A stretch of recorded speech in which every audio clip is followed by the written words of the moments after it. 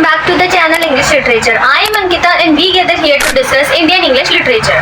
As in last video we discussed MEG 10 Block 1 Unit 3 Post-Independent Debate, in which we got to know that how was the condition of India after establishing English as instructional language. So let's move further with another unit, settling down of English as studies and medium. So let's discuss. Establishment of English as a subject of study as the medium of instruction can be traced back to various historical and socio-political developments, particularly in colonial and post-colonial context. Here is a detailed description of this process. So let's go first with historical context. In historical context, first point is colonial expansion. During the British Empire's expansion, English was imposed as a language of administration, law and education in the colonies. In India, for example, the introduction of English education was formalized with Lord Macaulay's Minute on Indian Education in 1835, advocating for English as the medium of instruction in higher education. So second point is missionary and educational efforts. Missionaries played a significant role in spreading English through the establishment of schools and colleges. These institutions aim to educate local population in English to promote Christianity and Western values. Another one is pedagogical shifts. Third point, curriculum development. English literature and language were incorporated into school curricula, emphasizing Western literary canons and linguistic standards.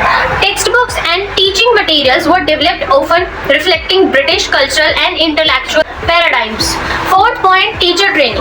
Teacher training programs were established to ensure that education were proficient in English and could effectively teach the language.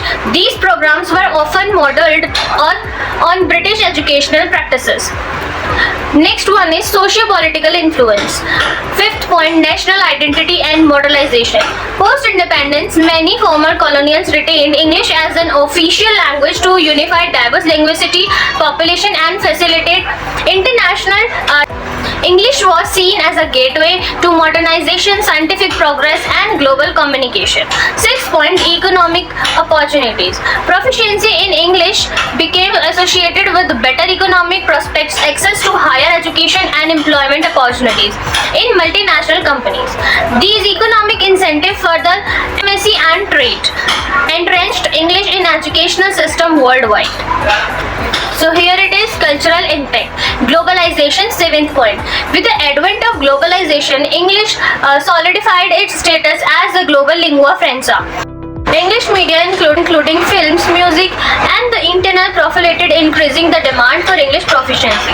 8th point, academic and scientific dominance. English became the dominant language of academic publishing and international conferences, reinforcing its necessity in higher education and research. Contemporary developments. 9th point, bilingual and multilingual education. In many countries, educational policies have evolved to support bilingual or multilingual education, recognizing the value of local languages alongside English.